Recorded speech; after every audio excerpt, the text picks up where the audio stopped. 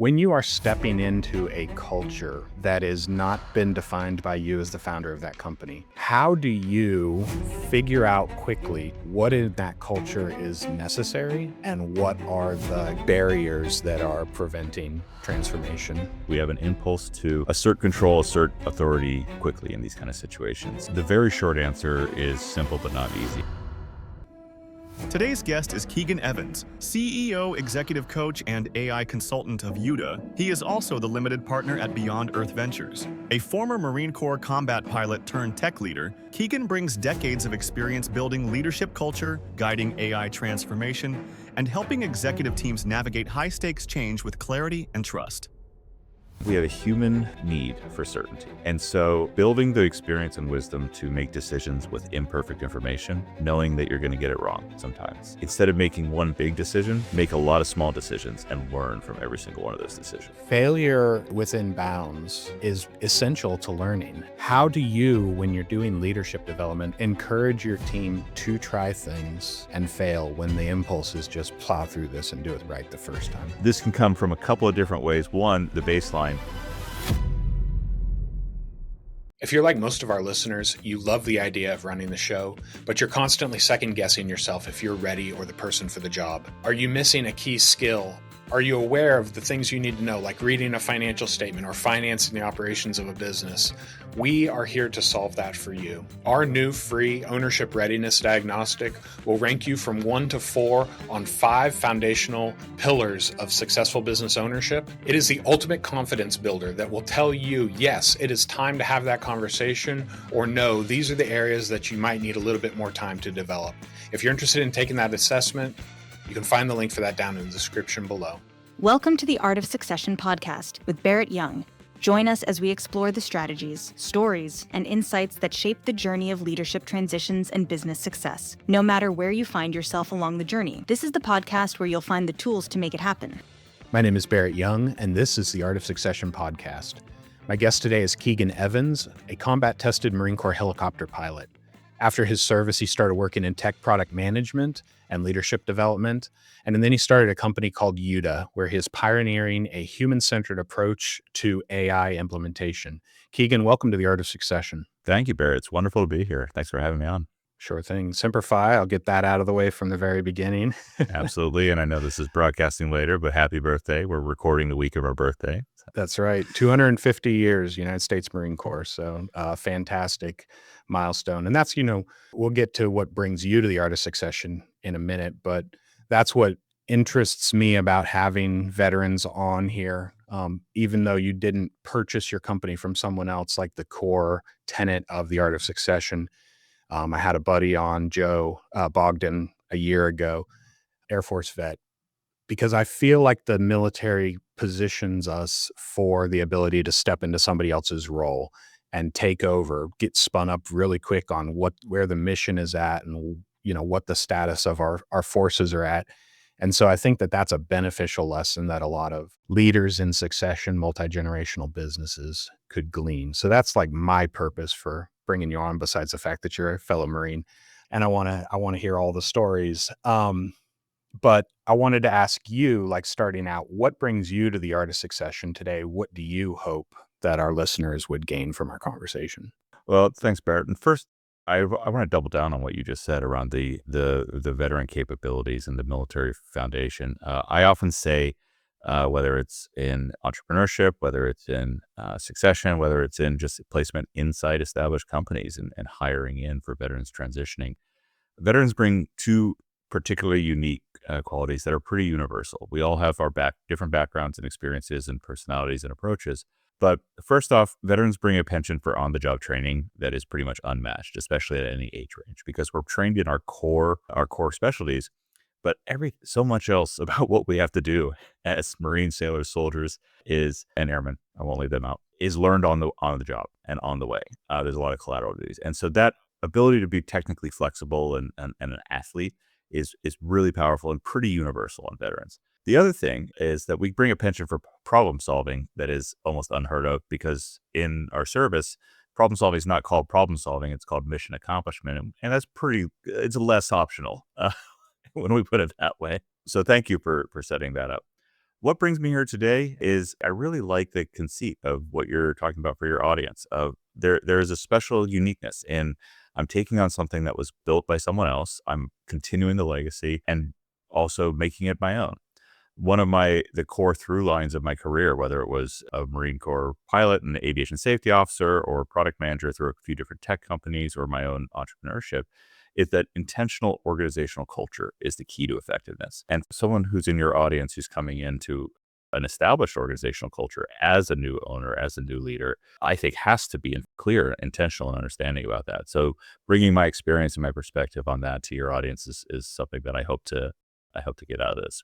You mentioned the AI transformation stuff. I can imagine, and that's how I approach AI transformation, not as a tech and tools problem, but as a workforce culture. Anyone in your audience is going to be more successful thinking about how you can transform your culture to adapt AI and adapt your teams to incorporate it and adopt it. It's the right way for you, not just something off of a book or something off of a website. Yeah.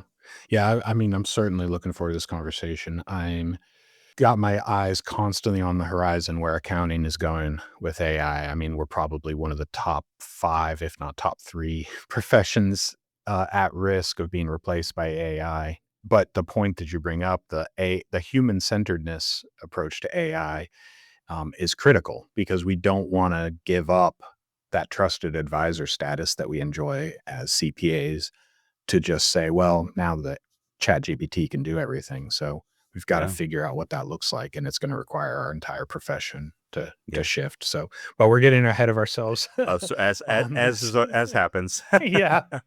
So, just give me just a little bit. We talked about your veteran experience a little bit, but give me just brief synopsis. What brings you to this point? Sure.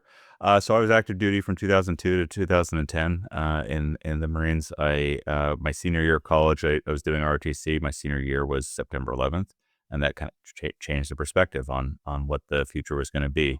I went to flight school, learned to fly, designated as a naval aviator, and then eventually moved out to California to Camp Pendleton and learned to fly that thing that's above me, the CH-46. I deployed 3 times to Iraq as a H-46 pilot, flying casualty evacuation and the general umbrella of what we call assault support.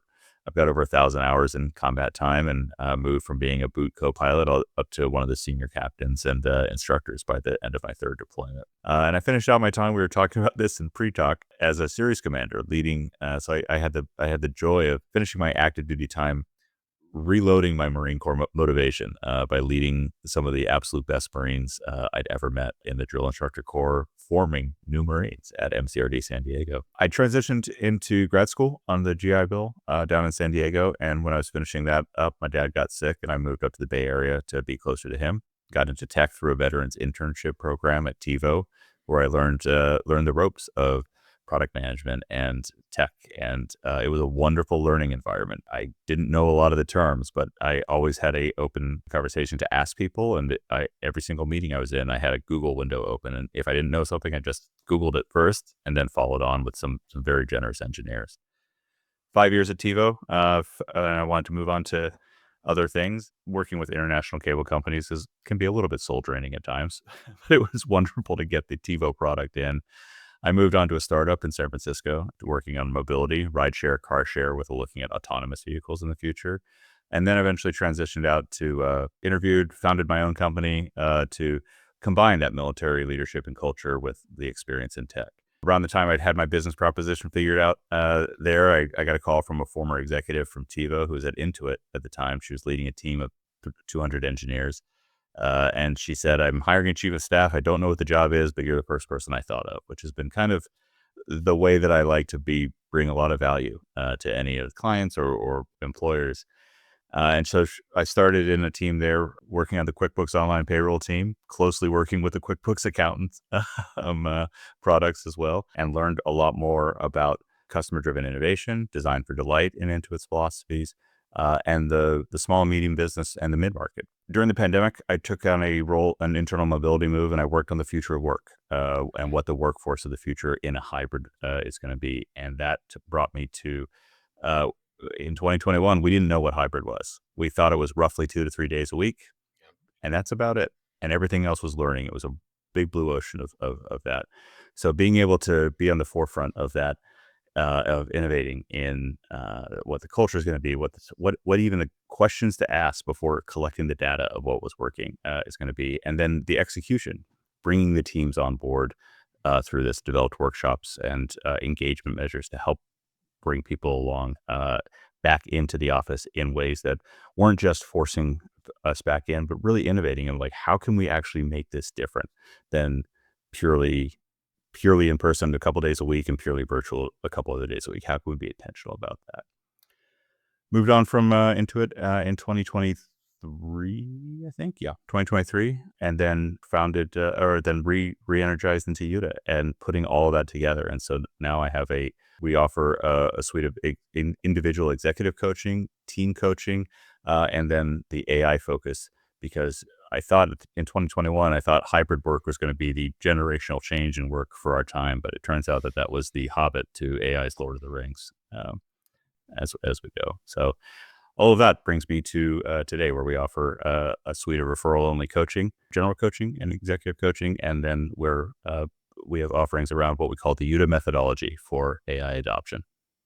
Nice. Awesome.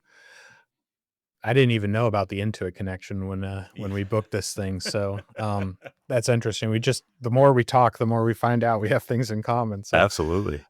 I do want to put something to rest though, because I feel like I have to do this with whenever I have a veteran on the show. I think there's this misconception that when you're in the military, and especially being an officer, it's like everybody has to adapt to you. You are Yep. in charge. You're the new captain of the company, and get on board or get out is, that kind of impression. Another guest, like I said, Joe, 22-year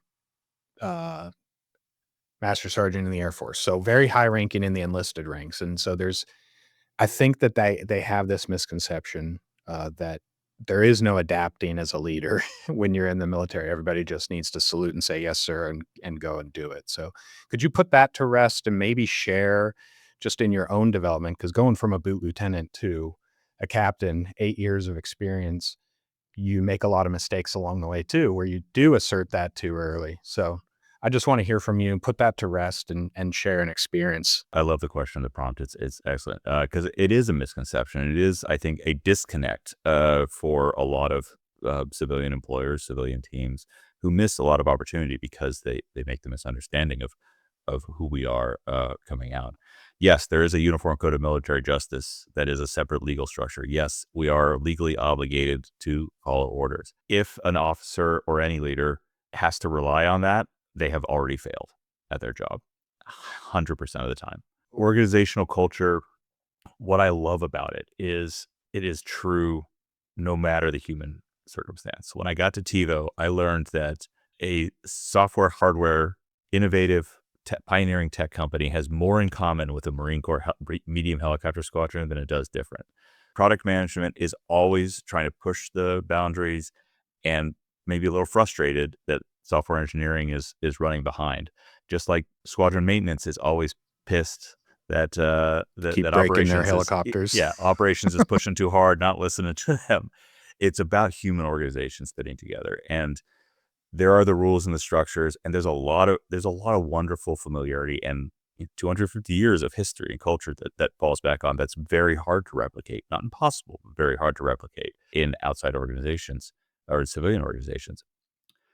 But the fundamental tenets of leadership don't change. And that's actually what I bring forward when I'm working with clients is these leadership frameworks. In fact, I talk about a couple of the Marine Corps, know yourself and seek self-improvement as a leadership principle. Like that applies to everyone easily. When I talk about AI adoption, one of our core principles is AI as a teammate.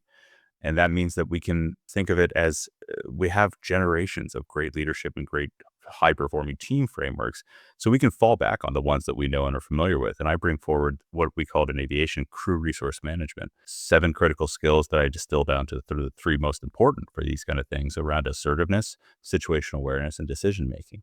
That applies across military aviation, civilian aviation, and in just general teamwork and leadership. So leadership is always about influence, no matter how much formal authority you actually have. Yeah. So, I mean, could you share a story where you screwed this up? Because, Yeah, that's 100%. I kind got of the plenty. threat. And that's what I like to get from my guests, because a lot of people think, oh, well, you just bought your dad's company, and so you just stepped in, and it's like juniors taking over, and so that kind of same kind of risk of, do you know who my dad is? Do you know what my rank is? That kind of assertiveness there. How did you learn that? Because they try to teach it. I know you officers are taught, find that senior enlisted person and, listen to what they say. Don't just assert your college degree over them, but you still make those mistakes, and you have to gain wisdom, not just the knowledge there. So share with us, please. So I probably learned, I took those early, like, intellectual lessons on perhaps a little too far. And being an aviator, so I heard all the stories. I saw examples of the arrogant officer, second lieutenant, who rolls up on a platoon and the doesn't listen to the gunny, and just has it. And I saw those examples. I also had the benefit, silver lining benefit. Like I said, my active duty time started in 2002. I finished the basic school. I was driving to med school for flight school, and I was staying at a friend's room in Lejeune the night the Iraq War kicked off in 2003. So my peers who were infantry officers who had done that, falling in on units that with the combat experience and then deployed. And I joined squadrons. I joined my squadron in 2005 as they just returned from a deployment where they supported Operation Phantom Fury as casualty evacuation. Phantom Fury, for listeners, was the very kinetic invasion of Battle of Fallujah in 2004. So I saw all these lessons, and I didn't want to be that lieutenant. I didn't want to be that lieutenant so much that I probably over-indexed on on listening to some junior enlisted, mid-level and junior enlisted who had more experience, and perhaps didn't advocate for, didn't understand the difference between my responsibility a lot. And so that can be another side of that risk and coin. Now, that did not prevent me from being a little bit too arrogant with perhaps my peers and other officers, because I don't know how good my camera is for your viewers, but the mug behind me, that's my squadron mug, has my call sign on it. My call sign was britches, as in too big for my britches. You don't get to pick your nicknames. That's one of No, the you things don't. you love. No, you don't. And bigger than the myth of military leadership is just authoritarian and structured and control and inflexible. The far bigger myth is pilot call signs are about being cool. We are not Maverick and Iceman. It is all about finding your biggest weakness, your biggest shame, and then making you wear it on your chest for your career. So I think where I showed up, where the example that you're talking about on coming in succession was less about not looking for those subordinate to me with leadership experience and learning from them, but more about thumbing my nose and arrogance towards my peers and towards those who had more senior positions to me. But and they have their growing to do too. But I early on responded poorly to mid-level leaders on the growth curve, which is how I earned my call sign. Gotcha. Yeah. I mean, there's two good points there. One is, like you said, abdicating that responsibility and deferring to somebody who's been in this career. They're not the boss, but you're like, well, you've been here for 25 years. I'm not going to tell you what to do. And no, your job as the leader is to differentiate and distinguish. So I really like that lesson. But then also, I mean, absolutely, that, the boss's son coming into the company, it's like, Dad, this is the old way. This is the way things were done when you started the company. I mean, oh man, when I went out on my own, I had 6 years in public accounting and had just been a CPA for about a year and a half. And I'm like looking at the two firms that I spent time with that are 40, 45-year-old firms. And I'm like, man, they suck at everything that they do. They have no idea where the future is. And I had to learn that lesson the hard way by falling flat on my face, in my first couple of years of entrepreneurship. So yeah, it's a good point. The arrogance is not always directed at those subordinate to you. More often than not, it's like, get out of here with your old school methods. I think you brought that up too in the tech, your move into the civilian sector. And, the Marine Corps, 250 years is a great example of this too. When you are stepping into a culture that is not been defined by you as the founder of that company. How do you figure out quickly, triage quickly, what in that culture is necessary? What in that culture is actually the structure and the framework that makes that a successful business? And what are the gaps? What are the barriers that are preventing transformation as you're Yeah. stepping into that role? The very short answer is simple but not easy, and it's listen. It's listen, listen, listen. Early on, we have an impulse to assert control, assert authority quickly in these kind of situations. A fear that if we don't say something, if we don't have a strong position early on that is the right one, that will undermine. But so much about leadership is about listening, and especially in times of transition, organizational and cultural transition. So we've talked about, I haven't acquired an organization and taken that on yet and growing my own, but through my time with TiVo or Intuit, I've been a part of or adjacent to acquisitions and mergers of cultures. So when I was at TiVo, we were acquired by Rovi. And when I was at Intuit's acquiring companies all the time. But one in particular, when I was at payroll, had acquired T-Sheets out of Boise. And it was a multi-year integration of those teams. And listening and paying attention to the culture and to find out what's important. The TiVo example is a really stark one. TiVo's a iconic brand and company. And the people who work there were a lot of people who worked there since the beginning, which is somewhat unusual in tech companies for that long tenure. TiVo had a annual holiday called the Blue Moon holiday because the first TiVos that were launched was launched in a blue month was a blue moon, 2 full moons in a month, and the final push with all hands on deck, boxing TiVos into boxes to get them out the door in that startup mode was memorialized by this annual Blue Moon holiday. Nice. When Rovi acquired us, one of the things that showed up in questions in all hands that showed up over and over again was, we're going to keep Blue Moon, right? Not because, hey, I want to squeak out that one extra day off a year, but that was important. So it's really about listening to what's important. Similarly, T-Sheets, we'd acquired them. The Boise site was a growth site as well, moving into new buildings while I was on the Workforce of the Future team. And T-Sheets was a very good, really strong local culture, really iconic workplace and important. And people will tell you what's important to them. You just have to listen in terms of those cultural things. So that's what you want to keep. The other things you're listening for, though, are, where are the friction points? What's not working? What's entrenched? What's unwilling to be at least flexible and change? And it doesn't always have to mean you find the people who are inflexible and just get rid of them. But what's the underlying problem? What's the underlying unmet need? One of the favorite books that I teach from is Turn the Ship Around. As I'm saying, and I'm blanking on it, but the Navy submarine commander who was assigned the Santa Fe, an attack boat that was, I think, the worst performing boat in the Navy at the time. And by 6 months later, by the time of the deployment, turned it around into the best performing by instituting a philosophy of a leader mentality, empowerment throughout. And it started by going in and finding where's that fulcrum point. In that case, it was the chiefs. Where's that management layer, that operational execution management layer that's not getting what they need from the top or from the bottom?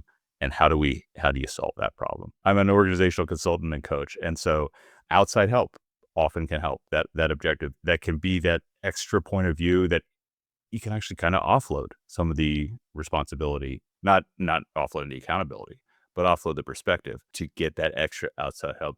A little bit of bad cop, but also just like, hey, it's not just me feeling insecure and lonely as the leader. They work through, and you find the right people who can come in and develop trust and help you listen, be your extra ears.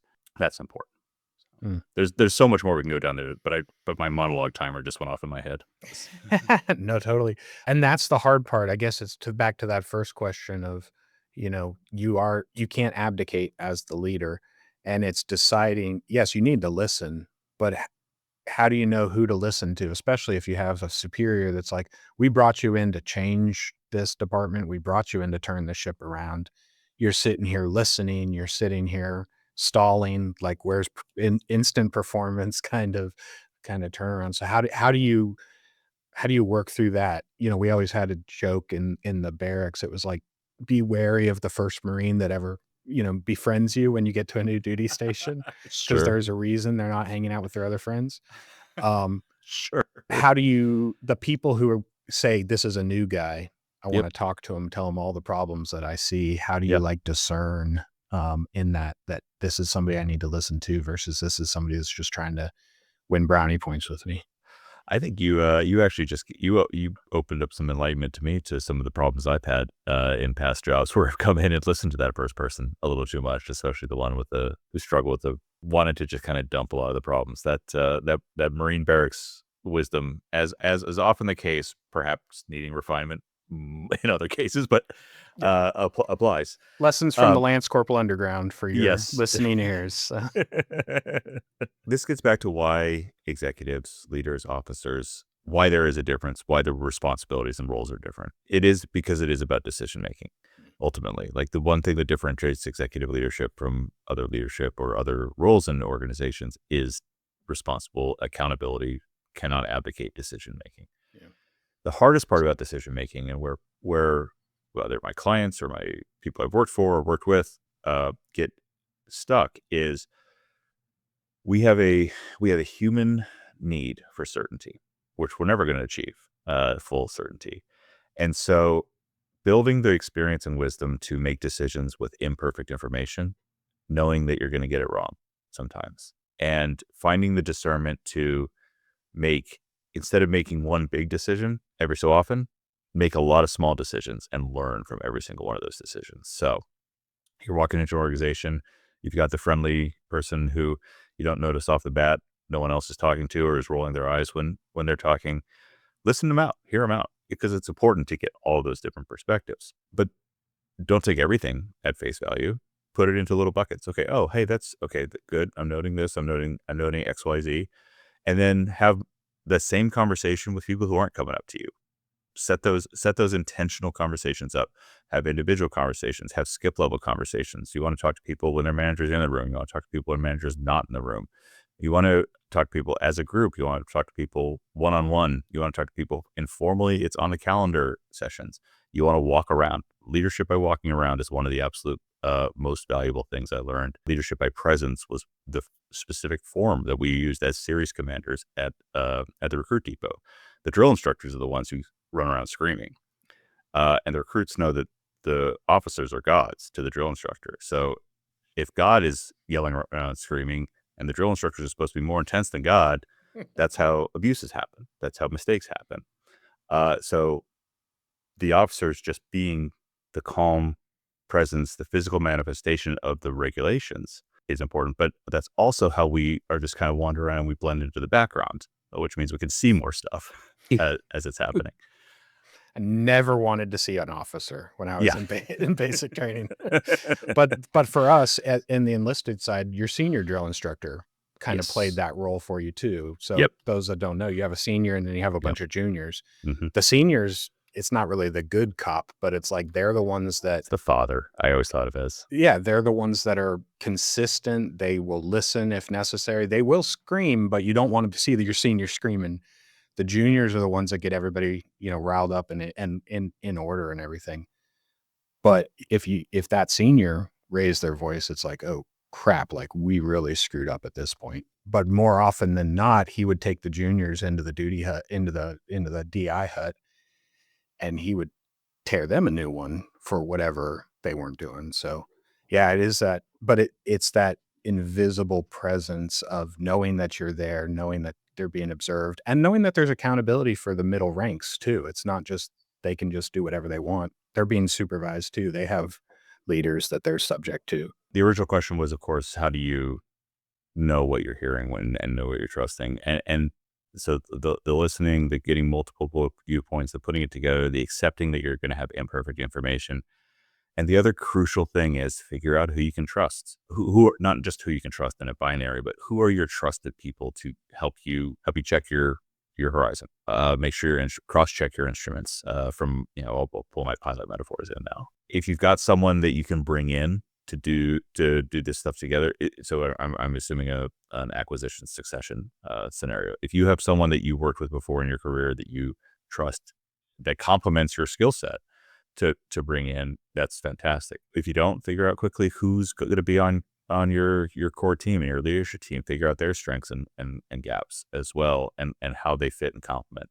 Build that team that is both complementary in function and skill, but also personality and approach. I'm a huge fan of the Lincoln team of rivals approach, where putting people together for that, assigning a common goal, really truly aligning on that, having different roles, having different personalities that will provide that natural critical thinking and backup support.